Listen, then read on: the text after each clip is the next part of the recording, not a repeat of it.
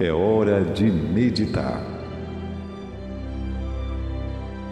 É hora de você aprender do livro de Deus. Mensagem bíblica com o pastor Lúcio Pires.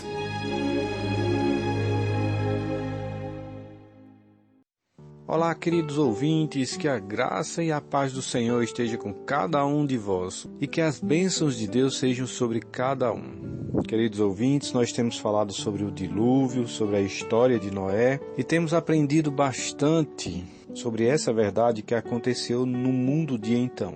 Vimos no capítulo 6 do livro de Gênesis que Deus estava absolutamente aborrecido com o procedimento, com as ações, com as atitudes do homem sobre a terra. A palavra de Deus nos diz que Deus chega até arrepender-se. Essa palavra arrependimento nós vimos no hebraico, significa que Deus teve profundos sentimentos com relação às atitudes dos homens. E assim Deus pede para que Noé construa uma arca, e isso ele faria por 120 anos. Durante 120 anos, enquanto Noé construiria a arca, Noé estaria certamente pregando a palavra de Deus e dizendo: olha, vai haver um grande dilúvio. Entrem na arca aqueles que quiserem se salvar, porque a água engolirá todo o planeta Terra. E é exatamente isso que nós vemos. Deus cumpriu aquilo que disse. A Bíblia diz, no capítulo 7, diz o seguinte: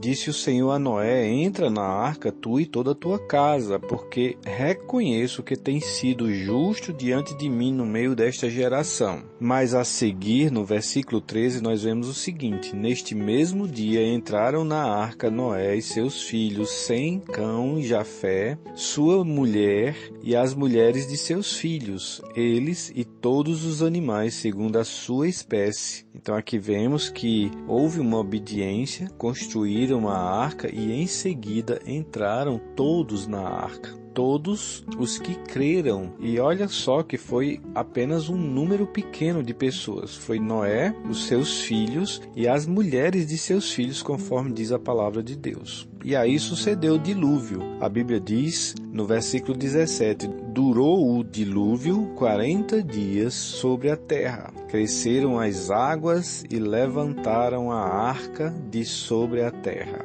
Que fato fantástico! No versículo 22, a Bíblia diz: tudo que tinha fôlego de vida em suas narinas, tudo que havia em terra seca, morreu. Assim foram mortos todos os seres que havia sobre a face de toda a terra. O homem e o animal, os répteis e as aves dos céus foram extintos da terra. Ficou somente Noé e os que com ele estavam na arca.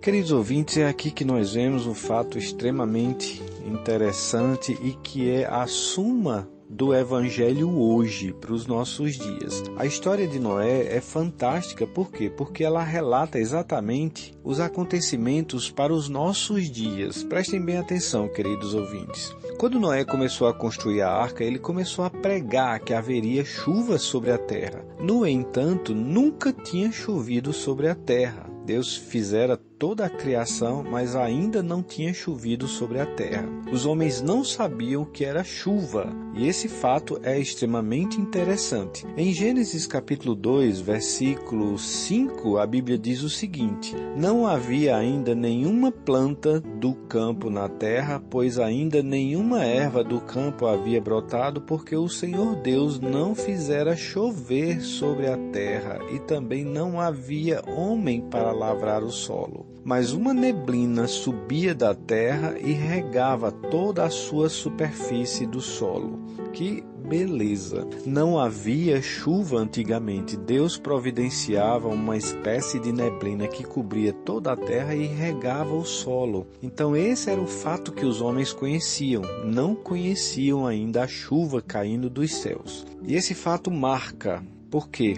Quando Noé começou a pregar, os homens não acreditaram que haveria de chover. Então zombaram, ridicularizaram Noé durante todo o período e não entraram na arca. Esse fato, amados, é exatamente o que acontece nos nossos dias, num tempo presente em que nós vivemos. Somos remetidos ao Evangelho de Mateus, capítulo 24, e nos versículos 34 em diante. Até lemos esse texto ontem, que diz o seguinte: Em verdade vos digo que não passará esta geração sem que tudo isso aconteça. Passará o céu e a terra, porém as minhas palavras não passarão. Deus está afirmando veementemente que a sua palavra, o que ele diz, o que está escrito, jamais passará. Não passará um jota, nenhum tio, diz a palavra de Deus, sem que tudo se cumpra. Mas a seguir, a Bíblia declara: mas a respeito daquele dia e hora ninguém sabe, nem os anjos do céu, nem o Filho, senão unicamente o Pai.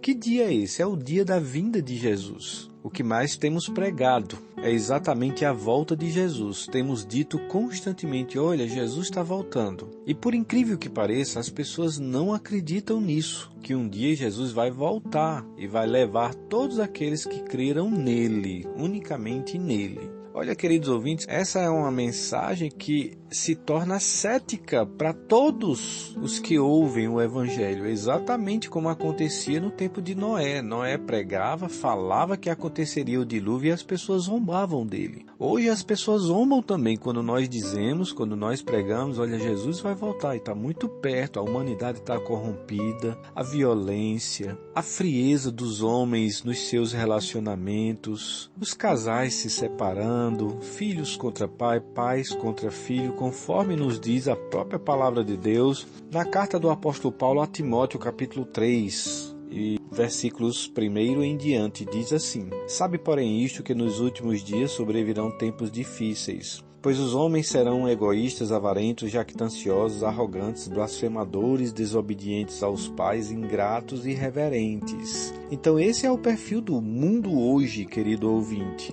E olha que o apóstolo Paulo ele menciona: sabe, porém, que nos últimos dias.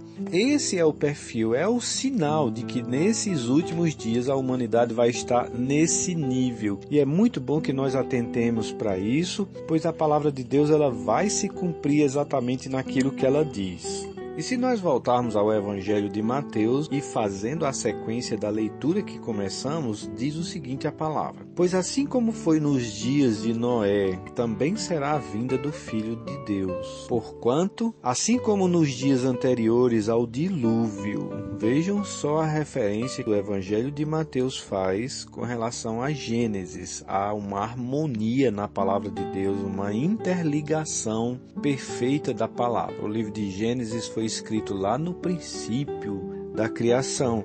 E aqui nós vemos o Evangelho de Mateus, que foi escrito depois de Cristo Jesus. E aqui há uma harmonia completa. Diz o Evangelho de Mateus: Pois assim como foi nos dias de Noé, também será a vinda do Filho do Homem. Porquanto, assim como nos dias anteriores ao dilúvio, comiam, bebiam, casavam, davam-se em casamento, até o dia em que Noé entrou na arca. Queridos ouvintes, o perfil do mundo é exatamente esse que nós vemos aqui revelado. Esse texto do Evangelho de Mateus ele é profético. O texto diz que os homens comiam, bebiam, casavam e davam-se em casamento. E é exatamente isso que nós vemos no mundo presente. Os homens têm tido deleite nas festas, no comer, no beber, vivem de relacionamentos semelhante ao casamento. Casavam e davam-se em casamento. Então a promiscuidade, a iniquidade, o pecado, os homens não têm dado caso algum daquilo que Deus constituiu como sendo primordial para a nossa sociedade. E aqui nós vemos um desprezo completo com relação a isso. Os homens casavam e davam-se em casamento, ou seja, se relacionavam desprezando o casamento. E esse é um fato vigente no nosso mundo e até recorrente. Por isso, queridos e amados ouvintes, eu gostaria de deixar esta mensagem, que nós estejamos atentos às verdades da palavra de Deus, de que Jesus está voltando. E nós precisamos nos preparar e acreditar na pregação do Evangelho. Então eu preciso terminar essa mensagem aqui. Que Deus abençoe a todos os queridos ouvintes que estão nos acompanhando. Deus abençoe sua vida. Que a graça e a paz do Senhor esteja com cada um dos queridos e amados ouvintes. No nome de Jesus. Amém.